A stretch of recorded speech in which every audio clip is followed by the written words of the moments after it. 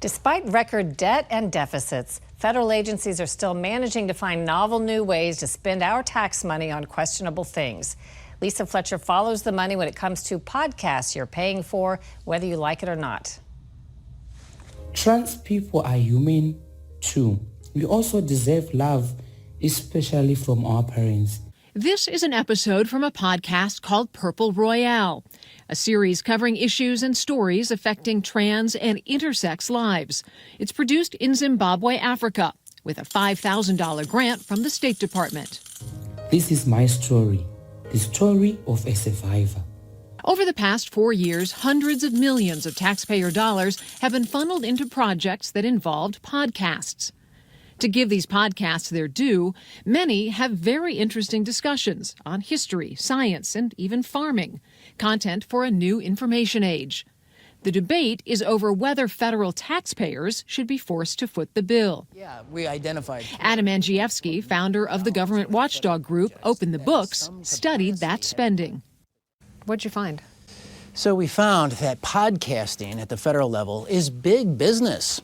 Little did we know that each one of us is paying a podcast tax.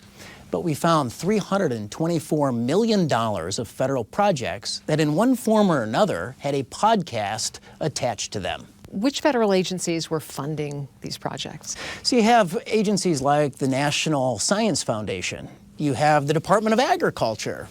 You have many of the podcasts funded through the National Endowment of the Arts, the National Endowment of the Humanities.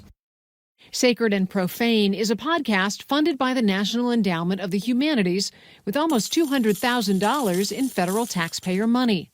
This is Sacred and Profane, a show where we explore how religions shape us and how we shape religions. And in one of the episodes, they actually, it's entitled The Devil's Advocate, and they take a pro-Satanist view. They actually say that Satanists have an important role to play in American political life and in America's religions. The Satanic Temple has also come to embrace 7 tenets meant to guide their members' behavior. The tenets include striving to act with compassion towards all creatures, respecting the freedoms of others, respecting science and reason, and the belief in bodily autonomy.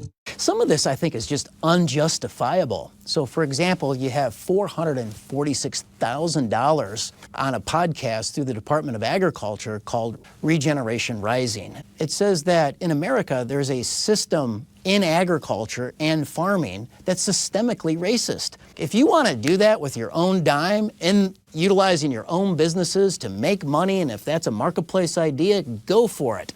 But don't use U.S. taxpayer money to promote the concept.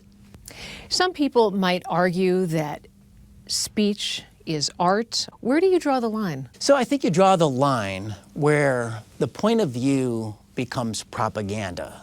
And the federal government or a state or local government should not be, cannot be in the propaganda business. So when they're promoting silly notions or radical ideologies, that's when you cross the line.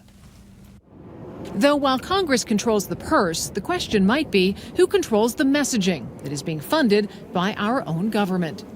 For Full Measure, I'm Lisa Fletcher in Washington, D.C.